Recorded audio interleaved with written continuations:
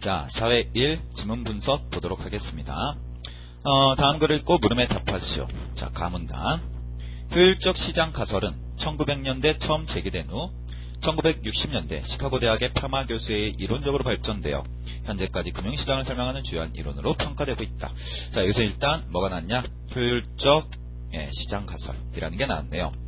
이때 효율적 시장이란 합리적 투자자들이 서로 투자 이익을 취하기 위해 무한 경쟁이 일어나는 시장으로, 자, 이익을 얻기 위해서 개념이지 무한 경쟁이 일어나는 시장이다. 자, 지금 뭐하고 있다? 개념 잡아주고 있다. 개념. 시장에 유입된 정보가 즉각적으로 재화의 가치에 반영되는 시장을 의미한다.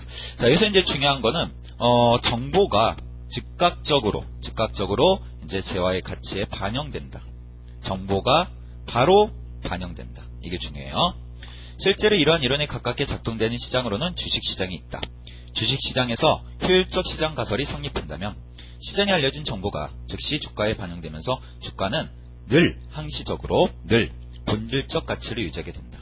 이러한 상황에서는 시장에 이미 알려진 정보를 이용한 투자 방식이나 전략으로 초과 이익을 얻을 수 없다. 자, 정보가 즉각적으로 반영됐을 때 이 상황이 되면은 어떤 일들이 벌어지느냐?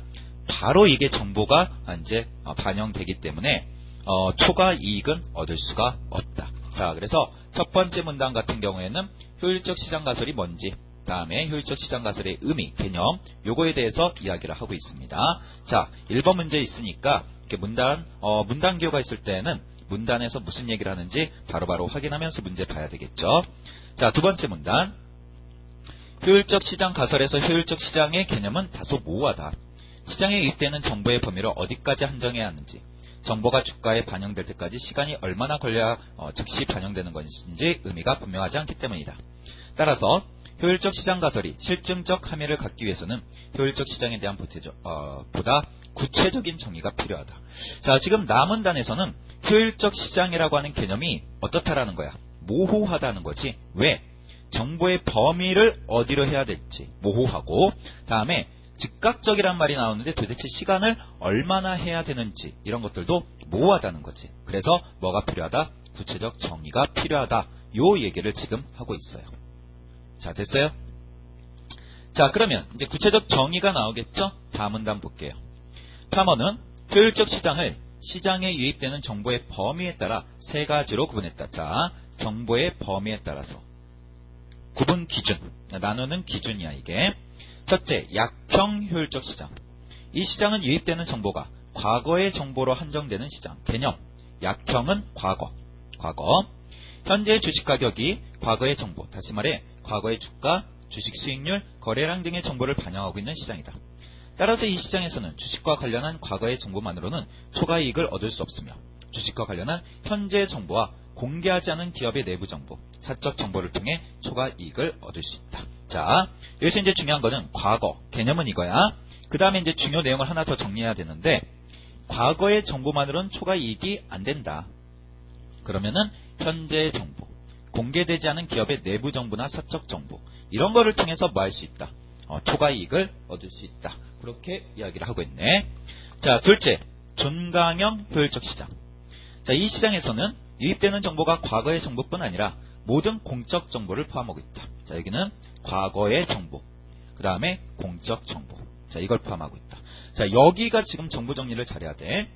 이때 공적 정보란 주가, 주식 거래량 등의 정보는 물론 주식 발행기업의 과거와 현재의 이익, 배당, 노사관계, 연구개발, 투자 등 현재까지 일반에 공개된 모든 정보. 자, 공적 정보라는 일반에 공개된 모든 정보.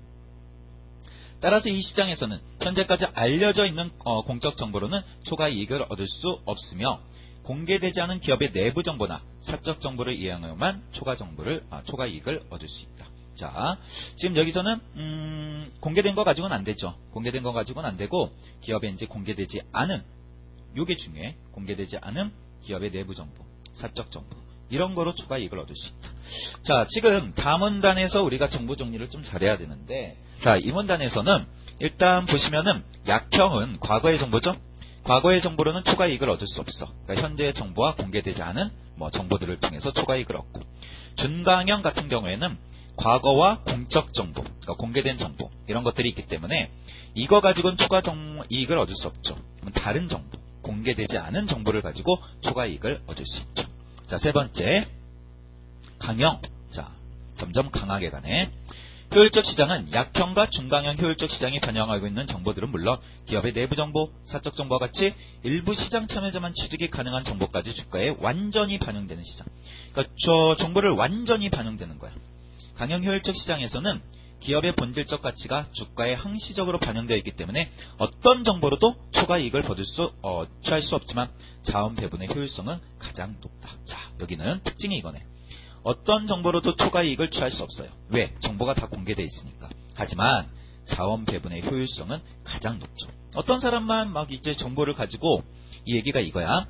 어떤 사람은 이제 내가 모르는 정보를 가지고 엄청난 돈을 벌고 나는 정보를 몰라서 그지되고 뭐 이런 깡통 차고 뭐 이런 게 아니라 모든 정보가 공개되어 있으니까 모든 사람이 평등하게 골고루 자원을 배분받을 수 있겠죠. 자, 그러나 이게 현실적으로는 불가능하겠지.